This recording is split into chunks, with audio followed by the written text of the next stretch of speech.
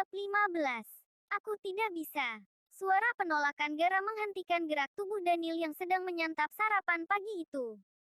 Daniel meletakkan sendok dan garpunya. Mengambil tisu kemudian mengelap mulutnya. Daniel menatap tajam anaknya itu. Sudah kukatakan sebelumnya, aku menolak. Kenapa masih memintaku? Aku ingin kamu memikirkannya lagi. Demi perusahaan ayah dan demi ibumu. Ibu sudah meninggal. Kenapa masih membawanya? Daniel tersenyum tipis. Karena itu, pikirkanlah kembali. Gara mengambil gelasnya, meneguk hingga habis. Kemudian mengambil tisu dan mengelap bibirnya. Aku sudah selesai. Aku akan keluar hari. Gara beranjak dan menggeser kursinya dengan kaki. Lalu mengayunkan kaki perlahan. Pulanglah malam ini. Masih banyak yang ingin ayah sampaikan. Langkah Gara terhenti seketika. Aku sudah selesai. Sudah kukatakan. Aku selesai. Ayah belum. Jadi kembalilah sebelum ayah bertindak lagi. Gara menghela nafasnya. Lalu berjalan kembali. Daniel masih mengunyah. Menengok sedikit langkah anaknya pergi. Daniel melirik anak buahnya. Laos. Baik. Tuan. Tunduk Laos. Yang tanpa aba-aba lagi. Mengikuti Gara dari belakang. Seolah mengerti akan maksud tuannya itu. Kai hari ini mulai menyiapkan beberapa bahan untuk resep koki utama. Saat ini dia masih dalam tahap mempelajari kegiatan di kitchen area. Masih menyiapkan beberapa bahan dan memotongnya. Sebelum sang koki mulai memasak. Setelah selesai, Kai menyenderkan punggungnya di luar dapur. Sedikit menghela nafas. Ekor matanya menangkap bayang seseorang mendekat. Kai menoleh. Dia tersentak melihat siapa yang datang. Gara. Kai membenarkan posisinya. Tegak. Gara tersenyum tipis. Apa begitu melelahkan? Begitulah. Bagaimana kamu bisa tahu aku ada di sini? Kau tahu, aku memiliki kemampuan. Aku tidak akan menanyakan pertanyaan bodoh lagi. Kai menggaruk pipinya yang tidak gatal dengan satu jari. Kamu sudah makan? Belum. Bagaimana kalau makan siang di sini? Tawar Gara melihat sekeliling. Aku juga ingin mencicipi masakan ibumu. Tapi itu bukan ibu yang masak. Jadi, kamu mau memasak untukku? Kai terdiam. Bibirnya sedikit terbuka. Pikiran Gara langsung melayang pada malam-malam sebelumnya di hutan. Gara mengalihkan pandangannya, menghalau semua pikiran kotor yang mulai menghinggapi otaknya. Biar kulihat dulu. Kamu mau duduk di mana? Kai tersenyum dengan manis. Jantung Gara berdetak lebih cepat. Dek, dek, dek, dek. Katy membawa beberapa tumpuk berkas dan file di tangannya. Tumpukan itu begitu banyak dan berat, sehingga sedikit menghalau pandangan gadis cantik itu. Katy menekan tombol lift untuk bisa sampai ke lantai atas. Pintu lift terbuka. Kaki Katy melangkah dengan hati-hati. Tapi dasar sial, kakinya justru terantuk batas lantai lift. Hingga dia terjatuh ke depan. Bawaannya tentu saja berhamburan. Katy yang pandangannya sedikit terhalang oleh kertas yang berhamburan itu, merangkak dan mendapat peganggan. Katy meraba asal, menyusuri benda keras dan hangat itu hingga ke atas. Loh, ini kaki siapa? Katy mendongak dan nyingkirkan kertas di atas kepalanya. Tangannya masih meraba sembarang mencari pegangan.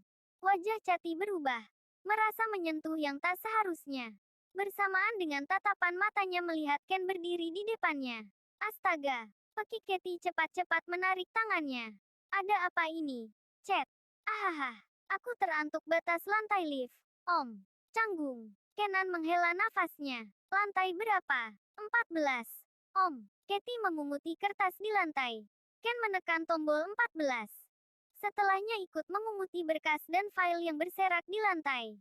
Kenapa membawa sebanyak ini? Ken menoleh melihat Katy yang kebetulan masih berjongkok mengumpulkan berkas dan menumpuknya. Mata Ken melebar. Kancing seragam Katy terlepas hingga menampakkan sedikit belahan dada gadis itu.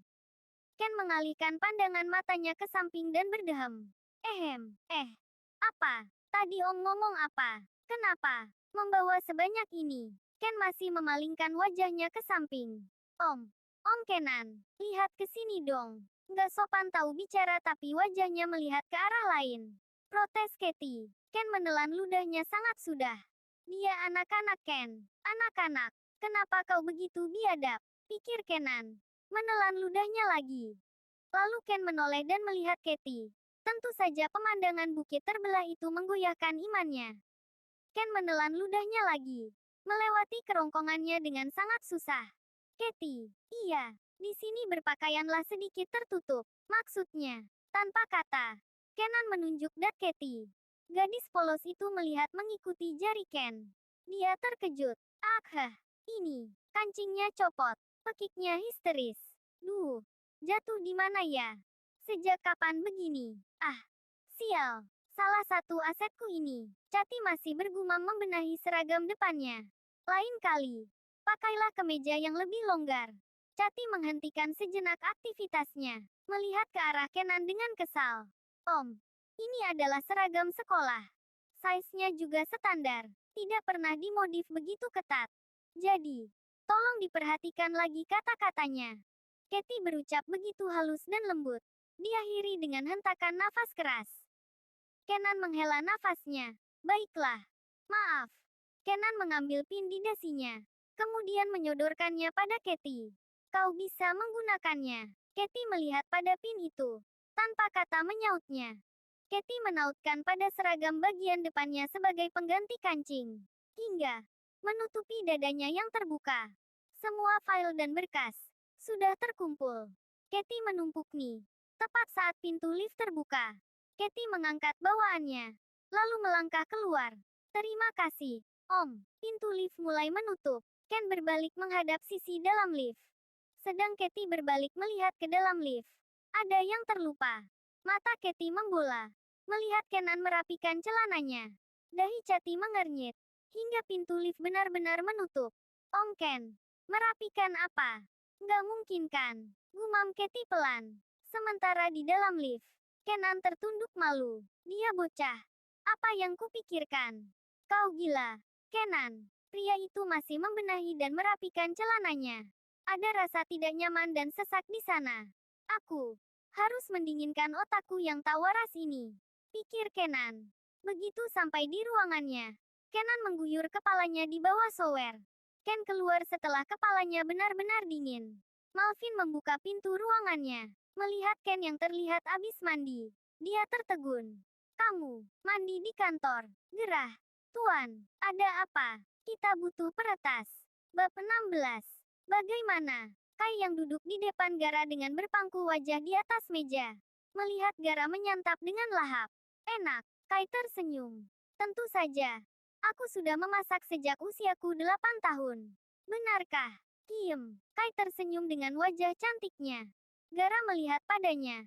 Sesaat saling mengagumi kesempurnaan yang sempurna di depan mata. Membawa deburan hangat yang menjalar hingga ke hati yang terdalam. Gara mengalihkan pandangannya.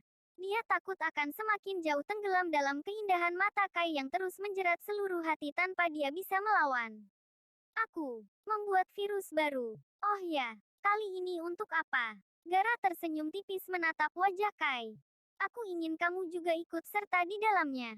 Kau akan melibatkanku juga. Kai begitu bersemangat. Kamu mau? Kai mengangguk mantap. Lalu wajahnya sedikit berubah mengingat dia masih dalam masa hukuman. Tapi, aku tidak bisa pergi dalam minggu ini. Kenapa? Kai menggosok tengkuknya. Dediku menghukumku. Karena kasus di gunung waktu itu. Gara tersentak. Dia tak tahu akan berakhir seperti ini. Maafkan aku. Tidak apa. Aku sungguh menyesal. Kalau kau sungguh merasa bersalah dan menyesal, maka minta maaflah dengan benar. Suara embun sambil melangkah mendekat. Ibu. Kai berdiri. Embun mengangkat tangannya agar Kai diam. Ibu sedang berbicara padanya. Embun melirik Gara dan menatapnya tajam. Maafkan saya untuk kejadian yang terakhir kalinya. Gara menundukkan kepala pada embun. Datanglah malam ini ke rumah kami untuk membicarakannya. Ibu, Pekik Kai memprotes. Terima kasih untuk undangannya. Apakah itu berarti saya bisa mengantar Kai pulang malam? Tidak, tegas embun. Lanjutkan makanmu. Setelah itu pergi. Jam istirahatnya sudah selesai. Embun menepuk pundak Gara dan melewatinya begitu saja. Kai menghela nafasnya lalu duduk lemas di kursinya lagi. Ibuku. Gara tersenyum. Ibumu cantik. Aku rasa kecantikanmu pun pasti menurun darinya. Gara kembali duduk dan memakan makanannya. Apa? Kemampuan memasakmu ini juga darinya. Kai mengangguk. Ibu yang mengajariku. Masakanmu ini sungguh enak. Aku ingin bisa memakannya setiap hari. Wajah Kai seketika bersemu merah. Kamu semakin menggemaskan dengan wajah bersemu merahmu itu. Goda Gara dengan senyuman. Jadi, apa yang harus aku bawa untuk meluluhkan calon mertua? Di gedung CRD Court, Malvin dan Ken berjalan melewati lorong gedung. Setelah meeting untuk membahas beberapa peretasan yang masuk ke jaringan mereka. Kenapa sulit sekali mencari peretas yang benar-benar handal? Keluh Malvin di tengah langkahnya. Bukankah Anda memiliki satu tuan? Siapa? Siapa maksudmu? Ken menundukkan wajah. Aku tak mau melibatkan anak-anak lagi. Tegas Malvin mengerti siapa yang Kenan bicarakan. Mereka sudah pernah dalam bahaya karena ini. Aku yakin ini masih ulang orang yang sama. Polanya mirip. Ken mengangguk menyetujui. Keduanya berjalan memasuki lift. Lalu menekan tombol teratas. Di lantai 14. Lift berhenti. Lalu pintunya terbuka. Cathy berdiri tepat di depan pintu lift. Dia hendak masuk tapi ragu. Seorang pria yang saat itu berdiri di belakang Cathy mendorong tubuhnya. Ayo masuk. Ngapain malah bengong? Pintu lift tertutup. Di dalam ruang lift hanya ada keheningan. Seperti kesepakatan sebelumnya. Untuk tidak saling mengenal jika berada di perusahaan dan terlihat oleh orang kantor lain. Tentu saja Malvin sebenarnya sudah sangat gatal ingin bertanya pada Cathy. Namun, bocah itu lebih memilih asyik berbincang dengan temannya itu. Ken melirik pada kedua orang yang asyik bergurau itu. Dadanya serasa sesak, hingga dia menyentak nafasnya beberapa kali. Malvin yang merasa heran menoleh pada Ken. Kenapa kau ini? Seperti orang sudah saja, tegur Malvin dengan pandangan tanya. Saya hanya kepikiran dengan seorang peret kenalan saya. Kau punya kenalan? Yah, dia. Ken lagi-lagi melirik ke arah dua orang yang cukup berisik itu. Malvin yang menyadari ke arah mana lirikan Ken. Menghela nafasnya dan kembali melihat lurus ke depan. Sudahlah. Kita bicarakan setelah di ruanganku. Malvin beralih melirik Cathy dan temannya itu. Kalian berdua ikut. Kau. Malvin menunjuk teman Cathy. Dan kau anak magang. Ikut ke lantai atas. Cathy menunjuk mukanya sendiri. Begitu sampai di depan ruangan Malvin. Kau buatkan kopi dan teh. Menunjuk pada Cathy. Aku. Di sana pantry. Malvin menunjuk sisi kiri ruangannya. Dan kalian ikut ke dalam. Malvin membuka pintu ruangannya. Masuk diikuti oleh Kenan dan pria yang tadi bersama Cathy. Cathy menyentak nafasnya. Lalu berbalik menuju pantry. Di sana dia mulai membuat kopi dan teh. Sedangkan Malvin membuka lagi pintu ruangannya mengintip.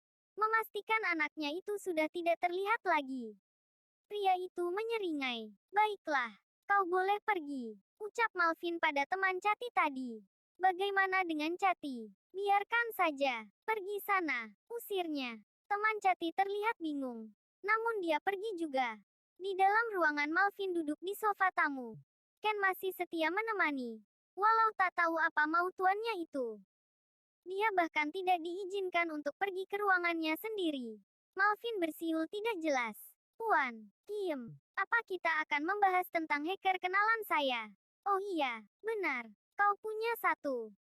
Siapa itu namanya? Malvin mencoba mengingat-ingat. Seven. Iya, Seven. Kau sudah menemukannya. Saya masih belum bisa menghubunginya. Apa kau cukup mengenalnya? Tidak, Tuan. Dia sangat misterius. Saya mengenalnya waktu dia masih berusia 8 tahun. Dan aku menolongnya saat dia diganggu. Selanjutnya aku bertemu lagi dengannya. Saat akun saya diretas. Dia sangat membantu. Begitukah? Jadi kau juga tidak tahu di mana rumahnya? Tidak. Pintu ruangan Malvin dibuka dari luar. Cathy masuk dengan kopi pesanan. Ini, pesanan Dedi.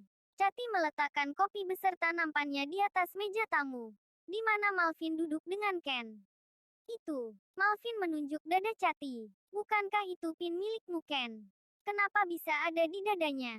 Semua mata jadi berpusat pada pin di dada Cathy. Baik Cathy maupun Ken jadi sedikit bersemu. Kalian tidak berbuat aneh-aneh kan? Melihat gelagat keduanya, Cathy tersentak. Apa maksud Dedi? Kancingku terlepas entah kemana, dan Om Kenan hanya meminjamkannya padaku. Malvin masih menatap tak percaya pada Cati. Bagaimana kancing itu bisa lepas dan hilang? Itu bukan modusmu kan, Dedi? Jika tidak ada yang lain, saya kembali ke ruangan Tuan. Pamit Ken. Kalian bisa melanjutkan pertengkaran ini tanpa didengar orang luar. Ken menundukkan kepalanya, lalu berjalan dan menutup pintu perlahan. Dedi, geram Cati merasa malu.